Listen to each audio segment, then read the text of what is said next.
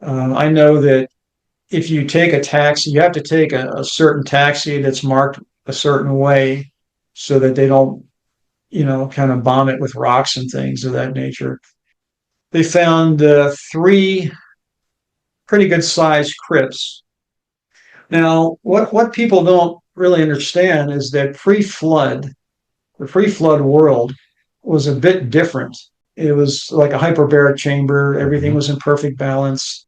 So they knew that this was some alloys that we really couldn't produce from a modern standpoint till I think the 1930 or 40s. But what I've really just described to you is what the Son of God himself did as well. He came down from an exalted position. It was the muck and the debris and the sin of this world that brought him here. He lived a perfect life. He was put on a cross. He was pierced in the side. He was buried, and he came forth after an earthquake. That is the spiritual aspect and evidence that exists at that location.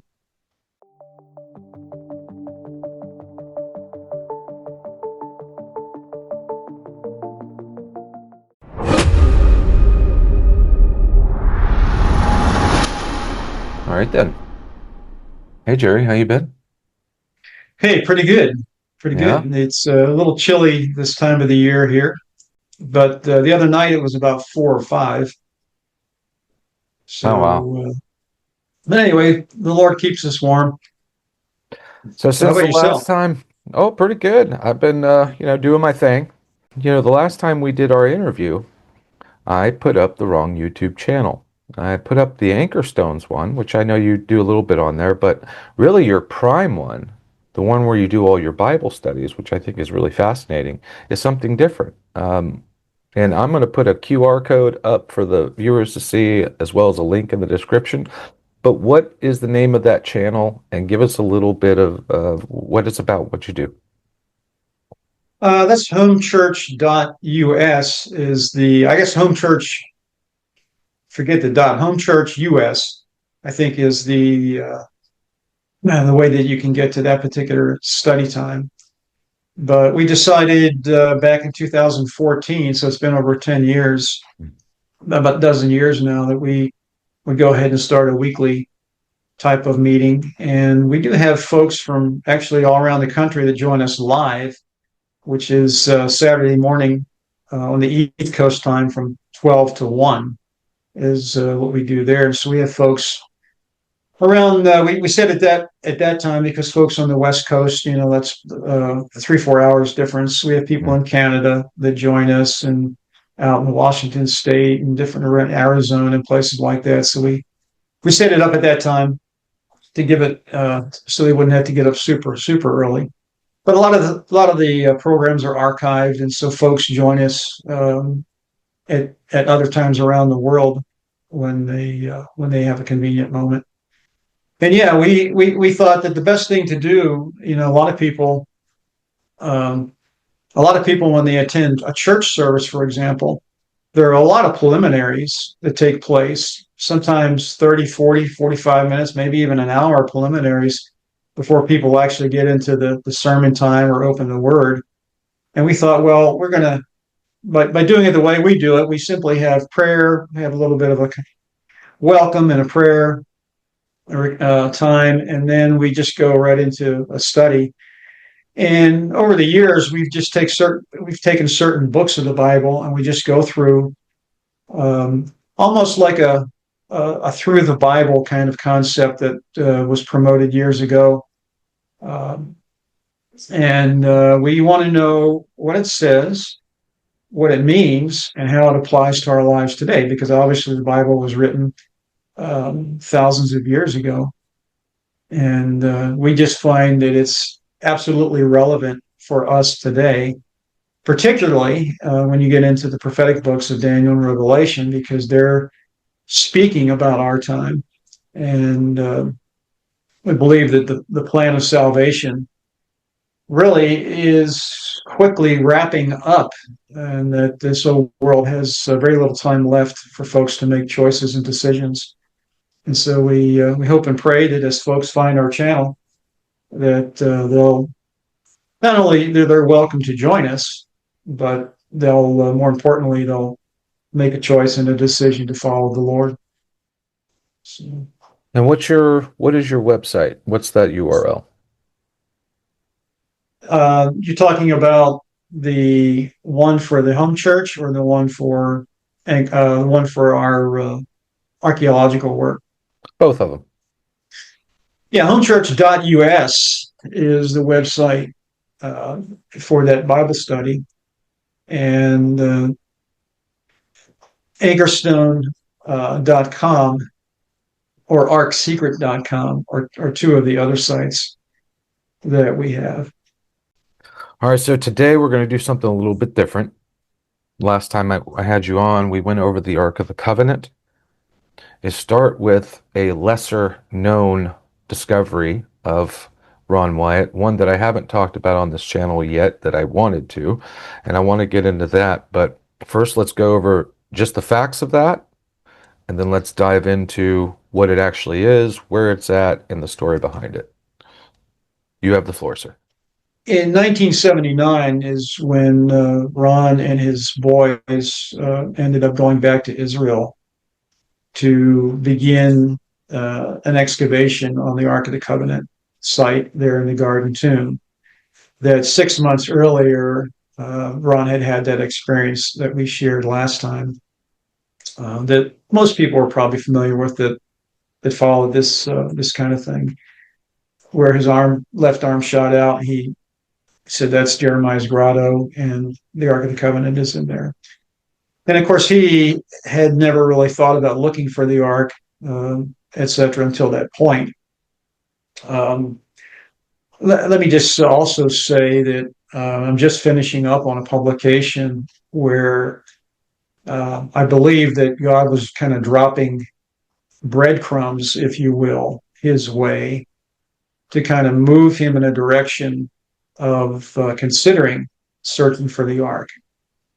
I believe that God had set a divine appointment for him to be at the entrance of that chamber and finally go into that chamber on January 6, 1982.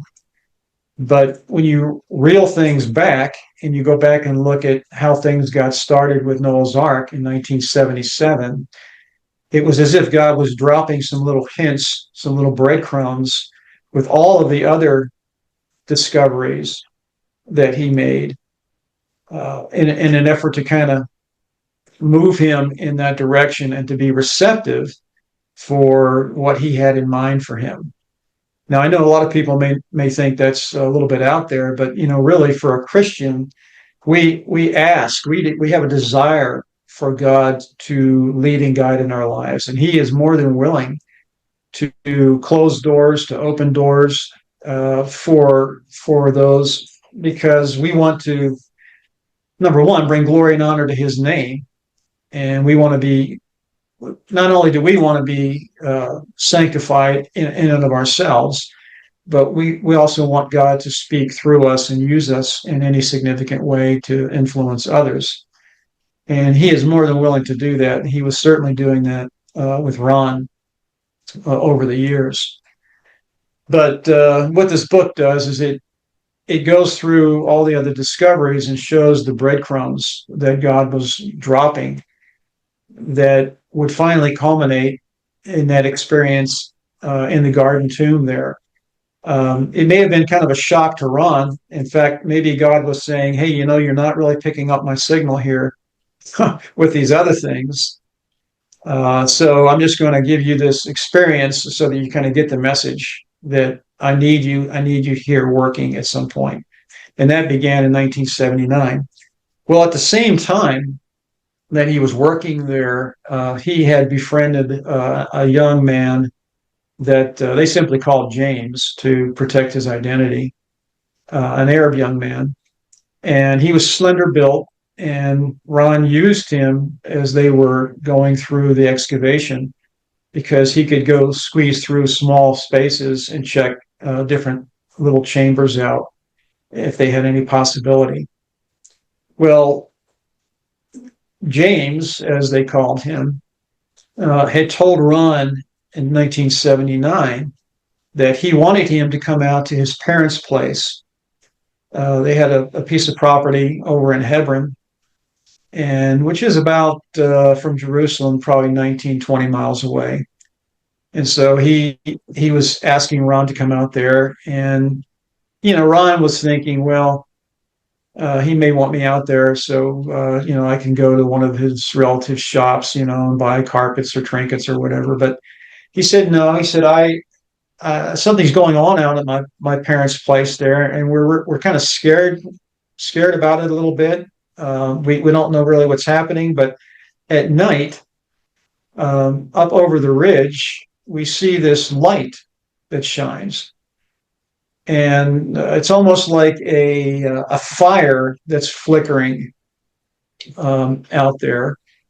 And we go over there during the daytime, and we see no evidence of anything that's burned. And so, could you come out and see what you think? So in 1979, Ron decided, well, I'll take it to the Lord in prayer, and I don't want to really waste the time of spending, a day away from the site, etc. He was very committed to what he was doing there in the Garden Tomb. And so he took it to the Lord in prayer, and he simply said, Lord, if it's raining tomorrow and I can't work at the Garden Tomb, then that'll be my sign that I need to go with James to his parents' place. But if it's not raining, then that'll be an indication that it would be kind of a waste of my time. So sure enough, the next day it was raining, and Ron took that as a sign that he needed to go out there and take a look. And that's what he did. So 1979 was his first exposure to that area. And he went out and looked around. And of course, the people there, here's an American. That particular area is not really an area that tourists typically would go to, particularly if you are an American or a woman, that kind of thing. So they had to kind of be very very covert about the whole thing, looking around.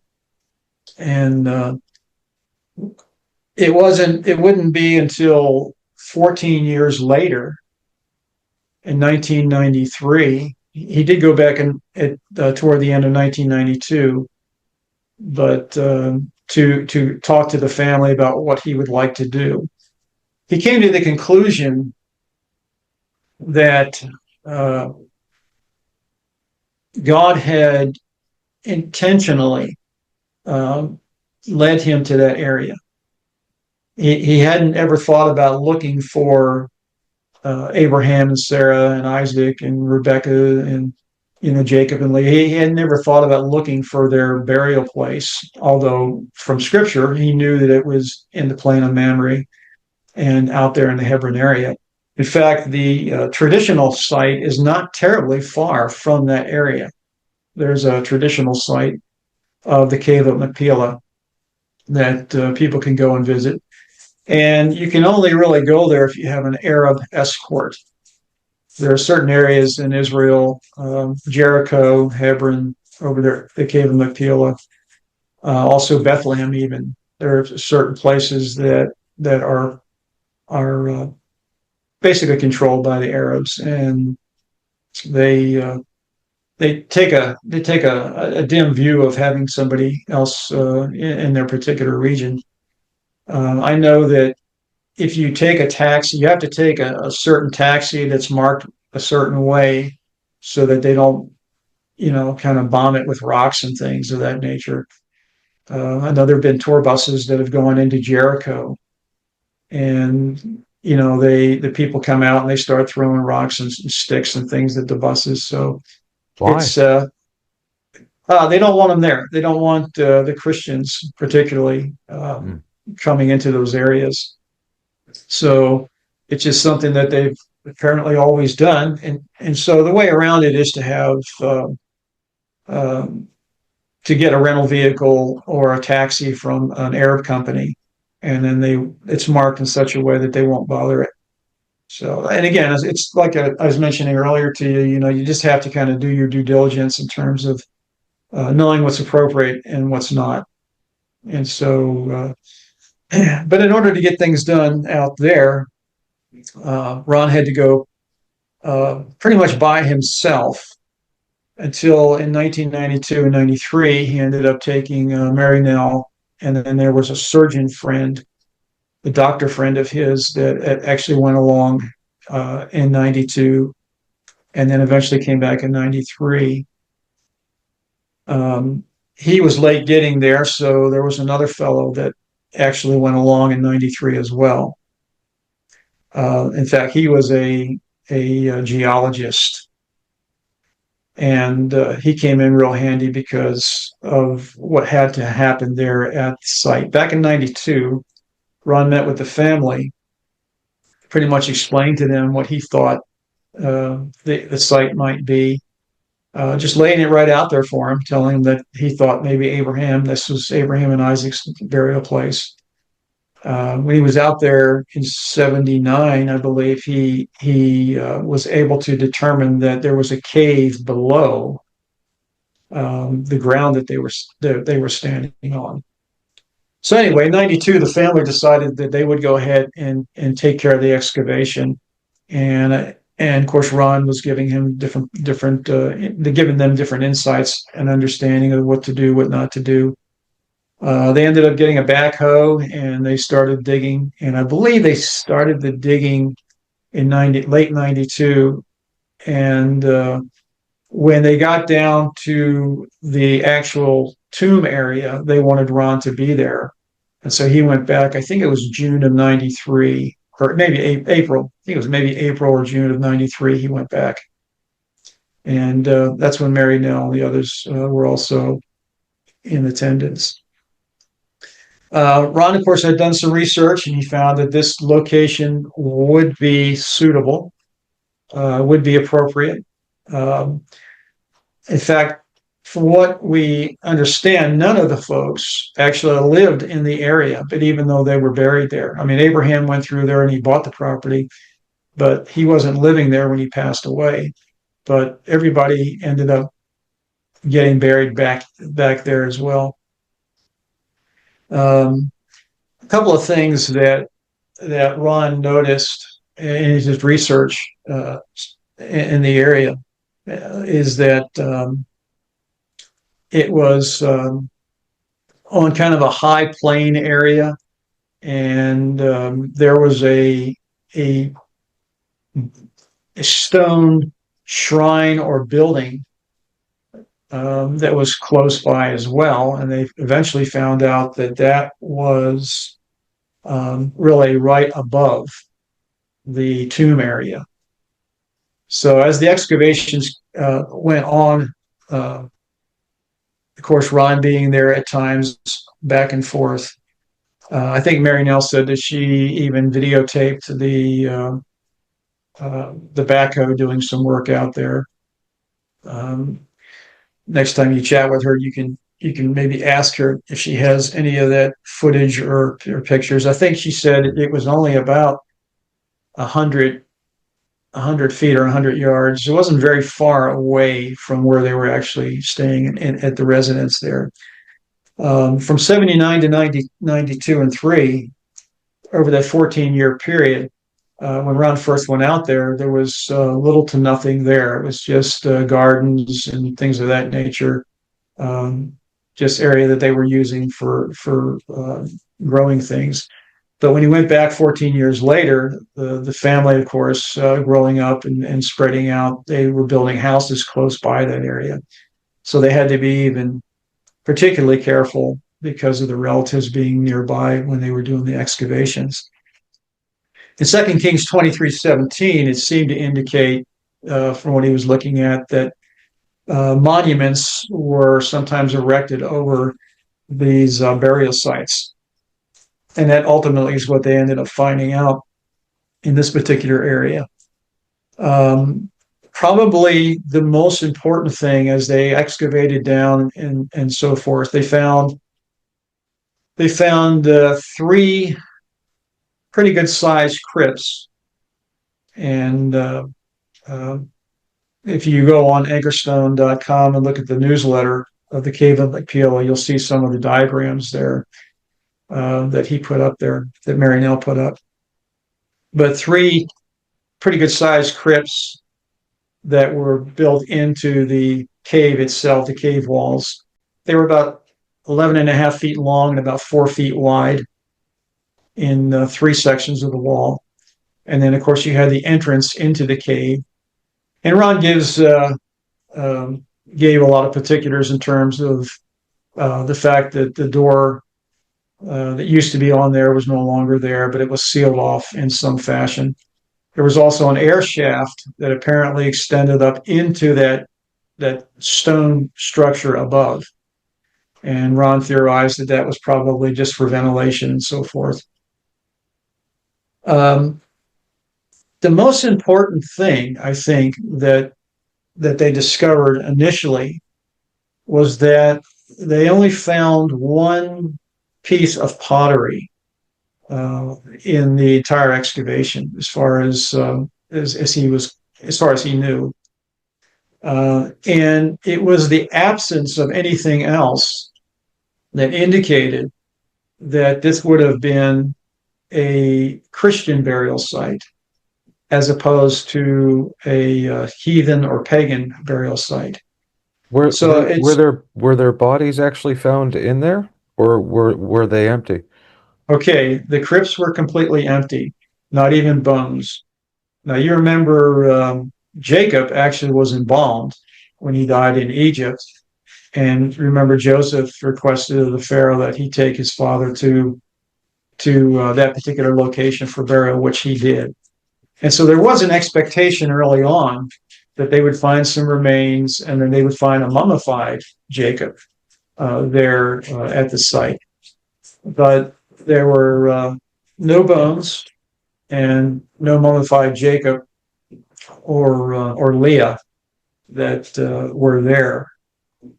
So, Ron began to think about this. Now, in the surrounding area, there are grave sites in the surrounding area where you do find remains, but also in these graves, you find trinkets, jewelry, pottery, even food.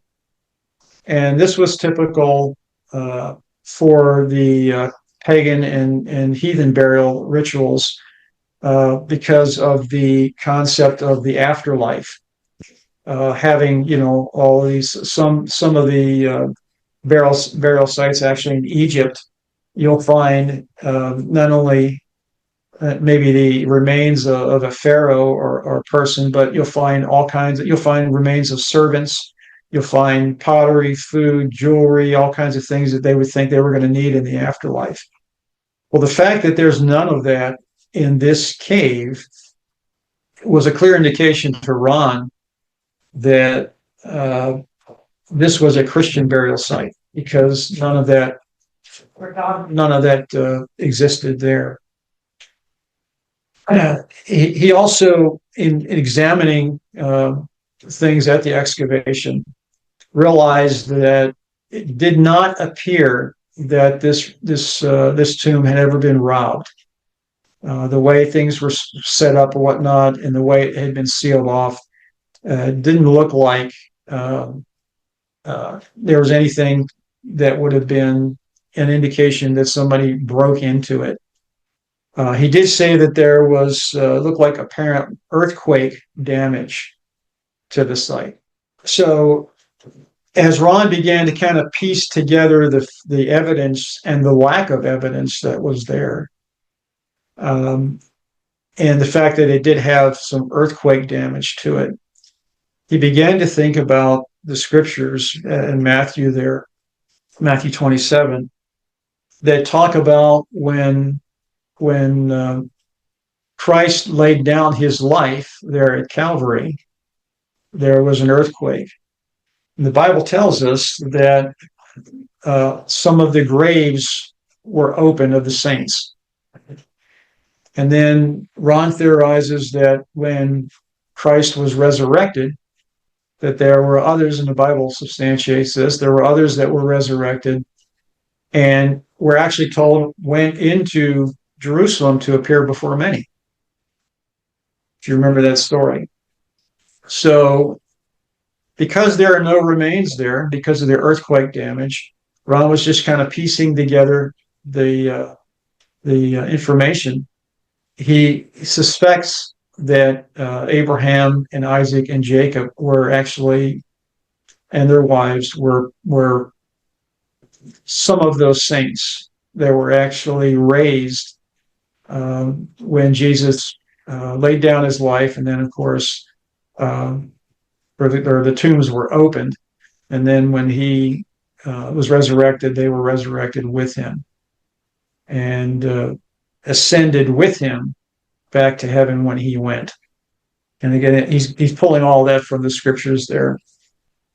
So I guess the question would be, why did God take him there? Why did God take him there? Well, to me, I think it really highlights just one aspect, and that would be something that seems to be kind of downplayed in Christian society today, and that's resurrection. Real quick, let me ask. Go ahead. How far away is the crucifixion site from this tomb site? 19, between 19 and 20 miles. Okay. Yeah. So, yeah, this site is 19 and, in between 19 and 20 miles from the Garden Tomb area. So Ron is working there in the Garden Tomb, which of course is where Messiah was resurrected. And then all of a sudden, God, even before he works through all of that process there, because this is his first, like I said, his first exposure to this cave is in 1979, when he has asked God specifically whether or not he should go there and see it, check it out. And God takes him there, and lo and behold, he comes to an understanding that because of the earthquake damage and because of all the other factors that I had just mentioned, that this was some of the saints that were resurrected when Christ was resurrected. Now, they're at the tomb location, the sarcophagus. What state were they in? What did they look like? Did they look like they were still sealed? Did they look like that they had been opened? What were the state of them? Okay, in the cave, there were no sarcophagi. Oh, okay. All there were shelves carved out of the cave walls. Okay, gotcha. Okay, so there was these just these 4-foot divots or notches to create like a ledge in the cave itself, in three sides, 3 walls of the cave, and they were wide enough that you would have. And again, Ron was, I guess, just speculating that you would have husband and wife buried together, side by side. Yeah, I was going to say, one of the interesting things was the light that ended up calling everybody's attention to it. Now, what's interesting about that is when we were out in Turkey and talking to some of the locals in the village above where the remains currently are, they would tell us that prior to 1960, there was an earthquake in 48 or 9, I believe, 1948 or 49, which actually exposed the outline of a ship. It hadn't been actually pushed up out of the ground, all right, but it just revealed the outline of the ship. And so they didn't think anything of it until they recognized that at night a light would shine out of the sky and actually illuminate that particular area. Now, there is no way to prove that, of course. It's only based on what these people were saying. But we never went to them and asked them about the possibility of any of that. They voluntarily indicated that they basically said, we knew that it was a sacred place. Mm. And we're like, well, how did you know that? Well, because a light came out of the sky and illuminated that area every night. And that occurred until 1960, when the Vandeman expedition went there. And they ended up, the Turkish military ended up, and the thing was, the outline was only about 4 feet above ground level at that time. And they ended up taking some dynamite on the starboard side. I'm sorry, the port side, because it was facing uphill. On the port side, the left side of the ship, up near the front, and they dynamited that particular area. And of course, they were looking for wood. But of course, the important thing is, and then of course, in 1978 is when another earthquake occurred that dropped the soil around, as you know.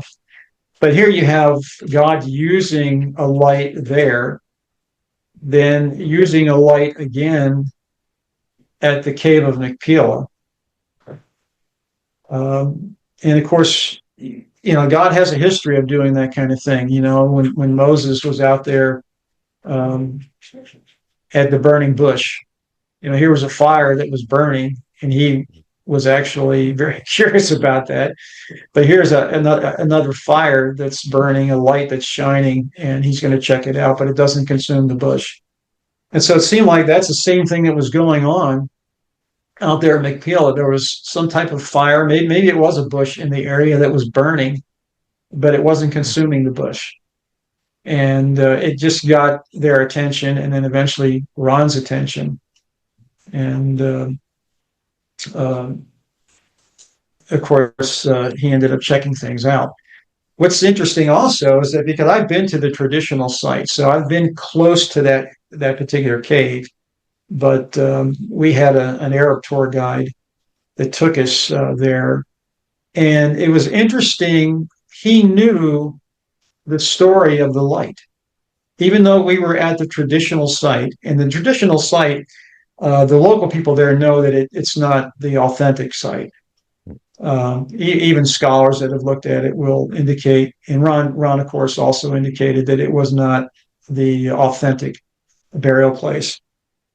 But apparently some of the tour guides, some of the Arab tour guides and whatnot that take people there, they're familiar with the story of the light. So I don't know if maybe the person that we have was a relative of the folks that actually lived at the real place. So I don't know for certain.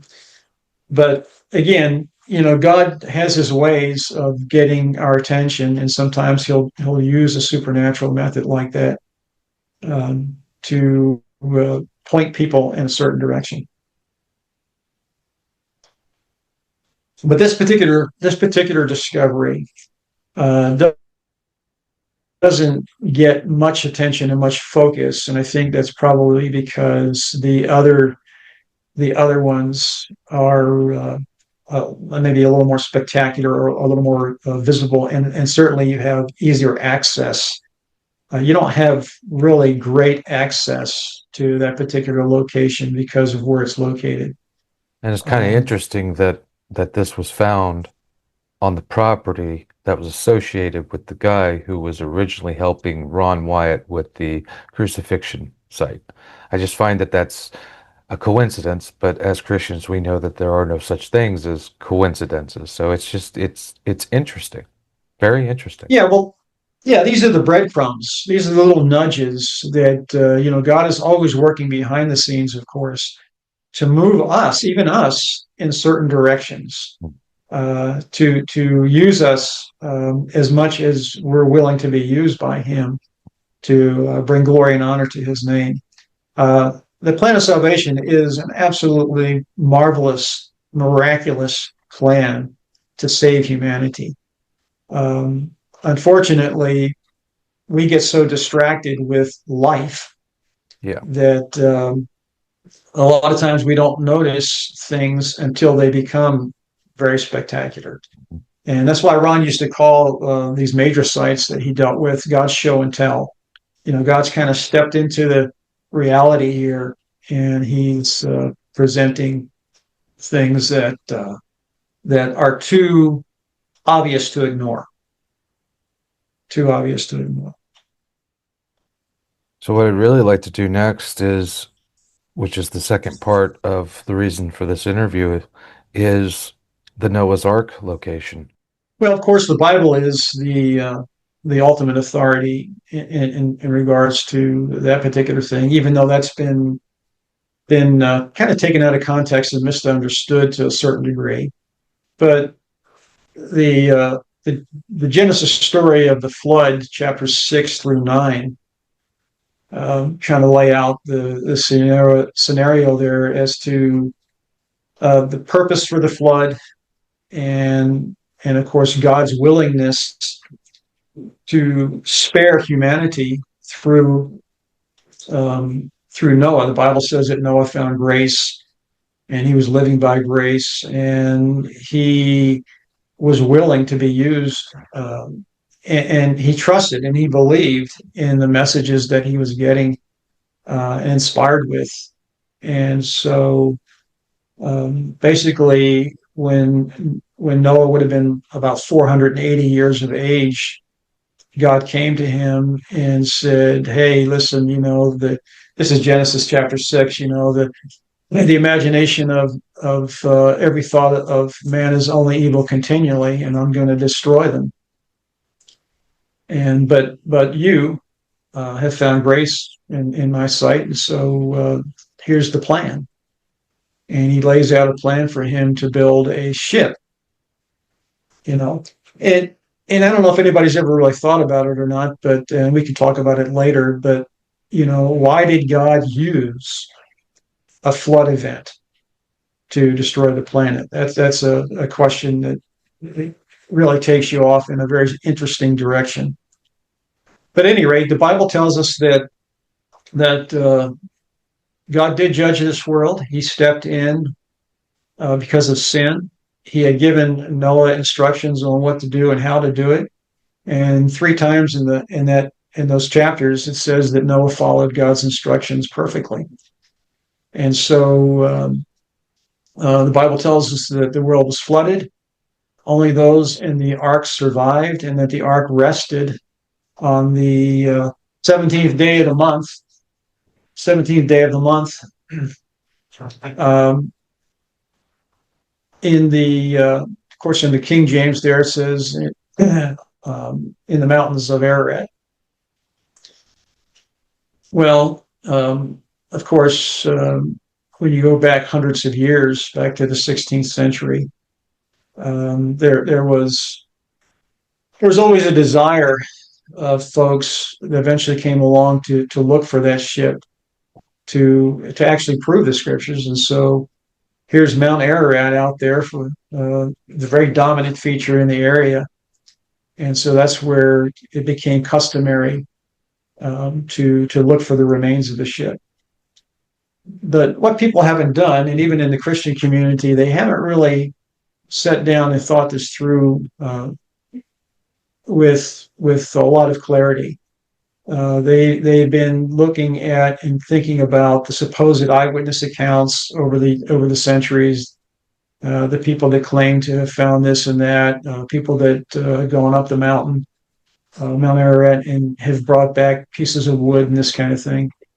And so that became entrenched in the Christian culture, even still, that the ship had to be somewhere on that mountain. But when you look back at the scriptures do not say that the ark landed on a mountain peak. It says it landed in the mountains, plural. And when you look at the original language in the Hebrew, it just simply says that it landed in the region of Urartu. And that region was pretty extensive. It did include those particular peaks, but it also went into Armenia, parts of Russia, parts of Iran, of course, mostly in Turkey. It's eastern Turkey, etc. So the region of Urartu, or the kingdom of Urartu, was pretty extensive. So if you were going to look for the remains, you would have quite an extensive area to really look in. but it became tradition and it became an industry. So you have to understand that literally tens of millions of dollars have been spent, probably over the last 100 years, expeditions going up the slopes of Mount Ararat. Uh, Number of people, there are times when the Turkish government has to close it down because people have been killed on the mountain, climbing it, mostly coming down. In fact, some of you may know the name Jim Irwin. He was an astronaut. He had decided at some point in his retirement that he would go and search for Noah's Ark, and he was familiar with Ron's research. They had met there at the Darupanar site that it's called, on I think at least one or more occasions. And the basic idea was, well, Ron, you carry on with your site and see what you find, and I'm going to carry on with looking on Mount Ararat. And that's kind of the attitude that they both had. They were both going to be just satisfied in looking where they were impressed to look. But Jim Irwin was almost killed on the mountain. He was hurt pretty badly on one of the expeditions there. Tell me about that. Pardon me? Tell me about that. Yeah, they had kind of gone up there. I think that had to be back in the 80s, I believe, the 1980s. I'd have to go back and double check that and see. I think it was maybe mid to late 80s. He was on the mountain, and I think coming down there was a loose gravel or rock and something that he ended up hitting. And man, when you go tumbling down a mountain, you're very lucky to survive. You go tumbling down a mountain because of all that. I mean, rocks don't give. Bones break, skulls fracture. I mean, it's pretty bad. But he was hurt pretty badly, but he did survive. And I think actually the next year, it was either a year or two later, he was back at it. He went back there again. So the thing of it is, I know I watched a program recently, expeditions that took place in 2012, 13, and 14. They had a whole crew of people. And again, this becomes an expensive proposition to take, 20, 30 people up a mountain, and you're going to camp on top, and you're going to do surface radar scans, you're going to do core drilling, all this kind of thing. And, the top of Mount Ararat, and it's about, it's over 5,000 meters. It's nearly 17,000 feet in height. It's Turkey's second largest glacier. And so that means when they were doing their core drilling, they were drilling down 50, 60 feet of ice is what they were drilling down on top of the mountain. And they were hoping to find some samples of bitumen or some type of resin, or even wood, that kind of thing, but they never found anything. Although they kept saying, we're very optimistic, the search is going to continue. The search for Noah's Ark on that mountain has turned into an industry. And so if all of a sudden the thing were found, that would dry up a lot of the actual expeditions and searching and that kind of thing. So there's motivation for people in that area to continue with the notion that the boat would be there. In fact, in Armenia, their national standard, and it may even be on their flag, on not their flag, but their coat of arms, whatever they call it. But their national standard has the boat on top of a mountain in Armenia. So for the Armenians, there's no question that from their standpoint that that the boat is there. And it probably landed on top, and then from earthquakes and so forth, it ended up going down into crevasses and so forth. The Ohora Gorge is a popular place where they believe it was broken in half and this and that.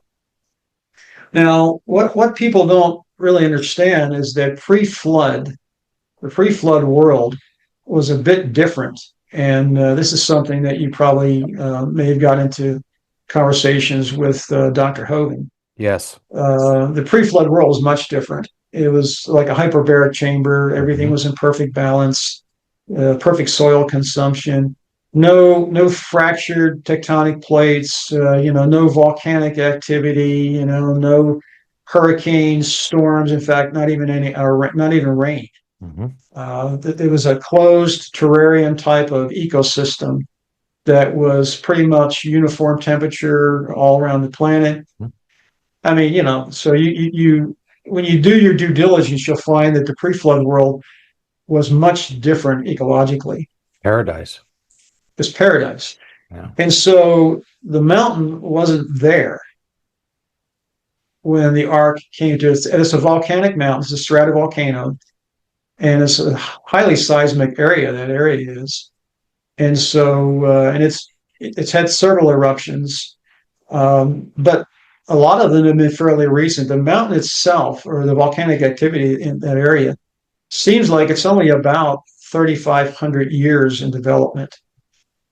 Well, that means the ark was harbored someplace for probably 1,000 years before that mountain ever developed. Now, one of the ways that you can tell that is that if you were there, it would become very obvious. When a mountain erupts, of course, lava spewing out, being a stratovolcano, and when you're there, you can see that there are cliffs of lava that are hundreds of feet high, which means that the whole valley area there was filled with water. It was like an ocean, Mhm. and as the volcano erupted, it started to form these rise above the water, and then eventually started to form these cliffs. You see, so the mountain's development can be clearly demonstrated that the water was already there before basically the major eruptions started to occur. So the boat, and of course the other factor that Ron really demonstrates is that when you look at flow dynamics from a scientific standpoint, um, you you're not going to have a free floating object come down onto the summit of a mountain, because the flow dynamics, as the water would recede, the flow dynamics move away from the mountain. So any free floating object would actually be moving away. Hmm. So again, if people really thought it through and if they did their due diligence, it's just that tradition is a very strong motivator. And of course, the other motivation is, wanting the prestige and recognition of, finding something that's been lost for thousands of years, that kind of thing. But the mountain is not only not scriptural, but it's bad science, and it's not a practical location. If God had put the boat 17,000 feet up in the air when it landed, just the concept of getting down would be pretty treacherous. Yeah. And not only for, probably maybe not so much for some of the animals, but certainly for the humans, getting off of there is like I said, quite dangerous.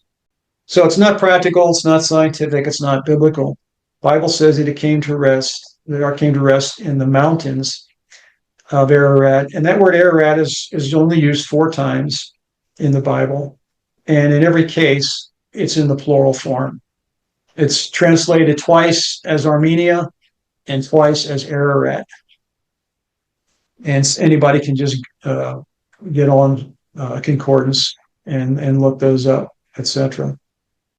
Scripture does give us an indication. So anyway, as far as the location is concerned, where the formation or the remains are now setting is certainly within that region of Urartu. It's only about, I'd say, I don't know, 15, 16 miles southeast of the Mount Ararat itself.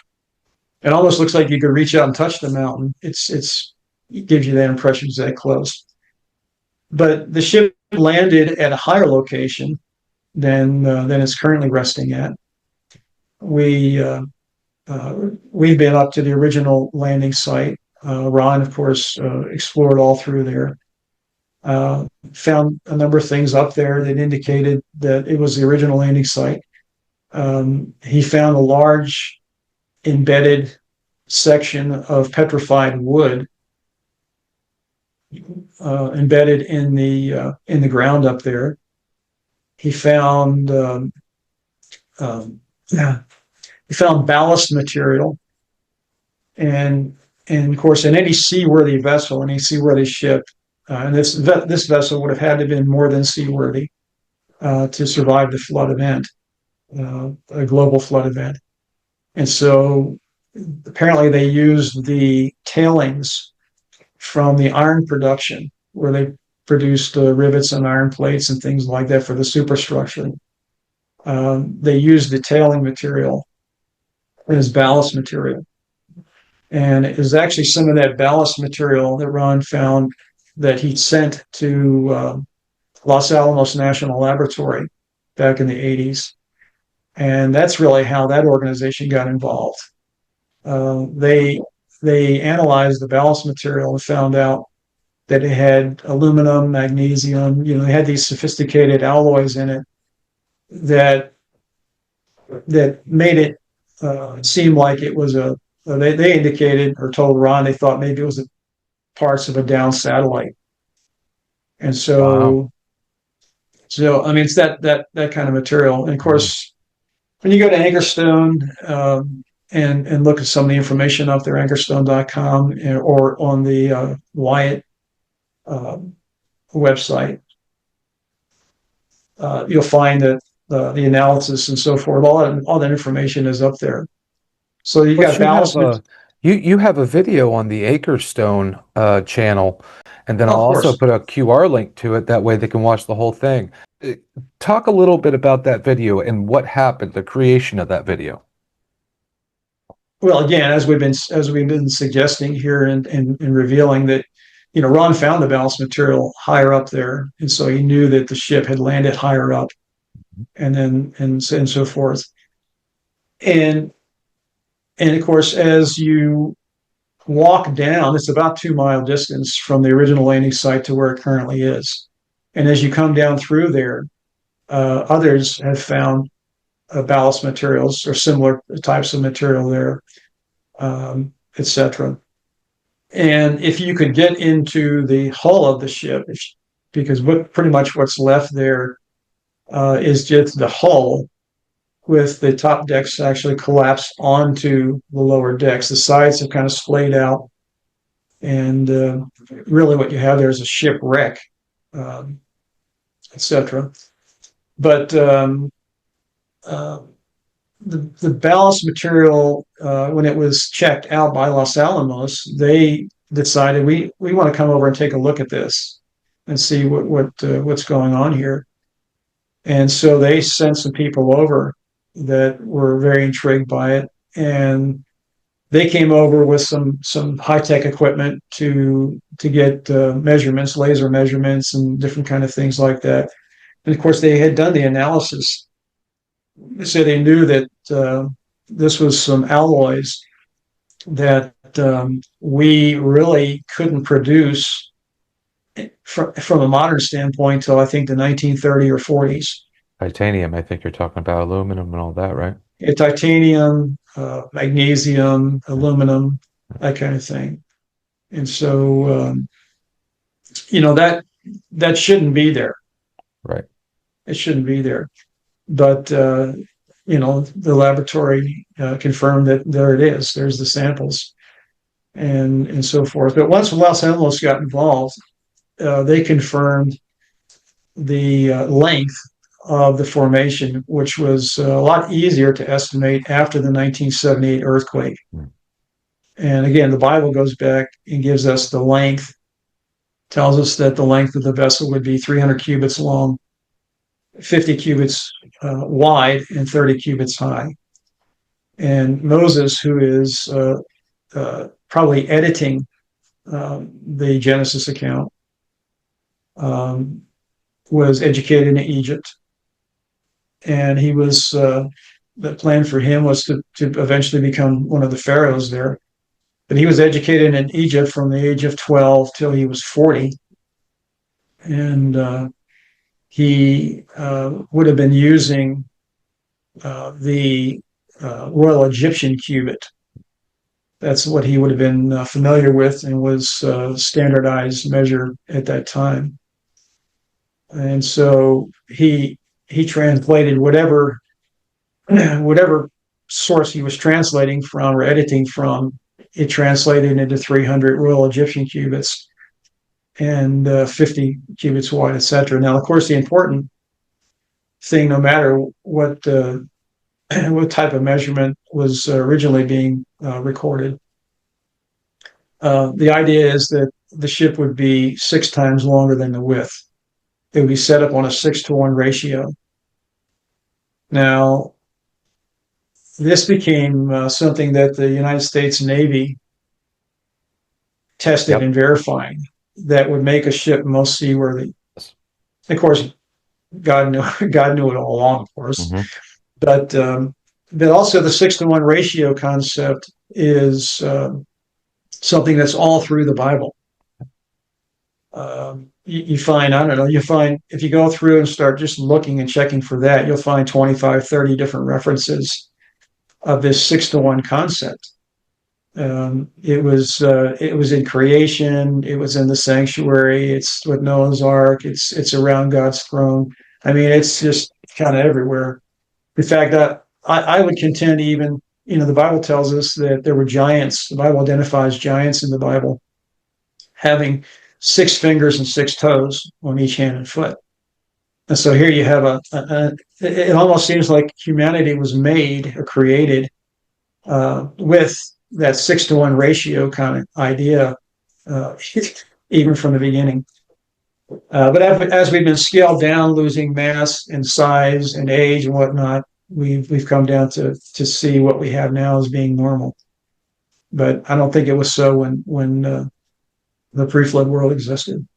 So you've got the size that's mentioned in the Bible there, and that would correspond in feet to 515 and a half feet long, as compared to what you find in most Bible references of 450. They're using a standard 18-inch cubit instead of the 20.62.